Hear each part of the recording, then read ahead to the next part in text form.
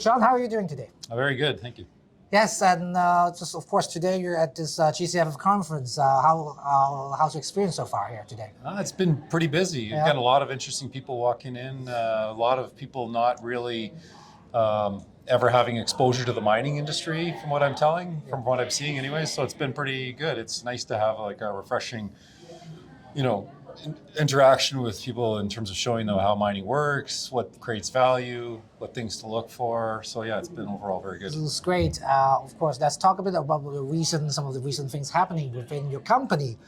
Obviously, the share price is one thing, and it's gone up quite substantially since we last talked, and so in the last few weeks. So any particular reason why? What's happening besides just people knowing about, aware of 1911 gold, of course? Yeah. Well, look, I can really only point to one major thing. Well, two things mainly, I guess. We've come out of the summer. Gold has continued to be exceptionally strong, headed into the fall. We're in September, which has historically always been a rough month for gold, but gold is continued to be quite resilient and continued to move up. So people are kind of starting to get a little bit more anxious about getting exposure into the gold market and trickling into the equities.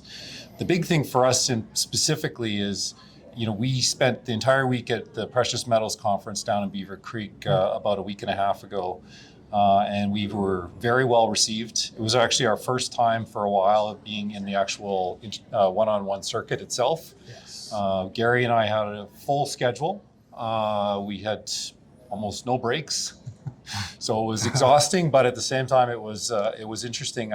Very few people that we spoke to, and now we're talking large institutional investors, other corporates even, as well as very significant high net worth investors and newsletter writers, were very unaware of how far advanced we were and what our plans were over the next year and a half, how close we were to production, how close we were to starting the underground drill program, what the underground drill program was looking to do.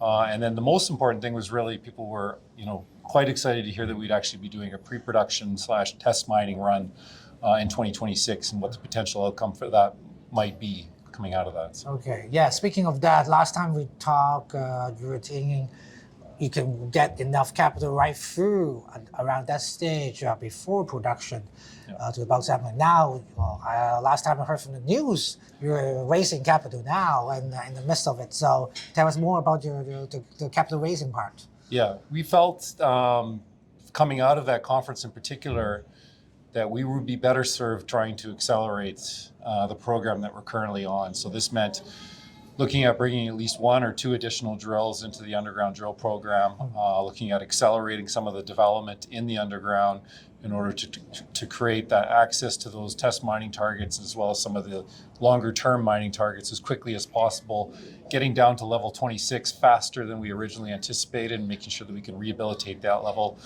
Because ultimately, when we get into production, we want to start drawing ore from multiple levels in the mine. Some of the best resource and some of the best opportunities for growth do sit down on that 26 level.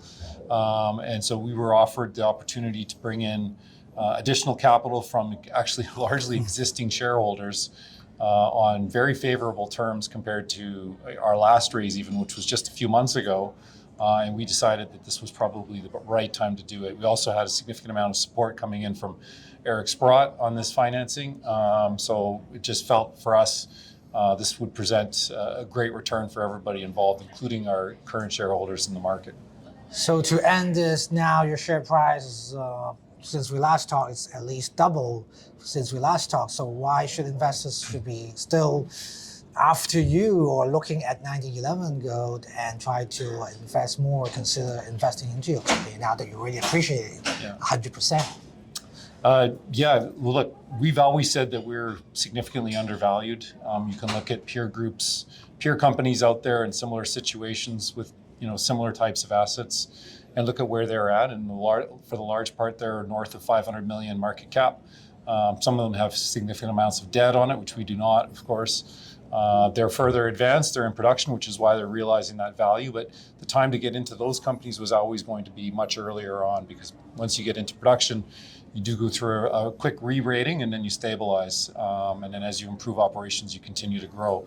So what I would say is we've had a good run. We were kind of north of 130, 140 million market cap right now.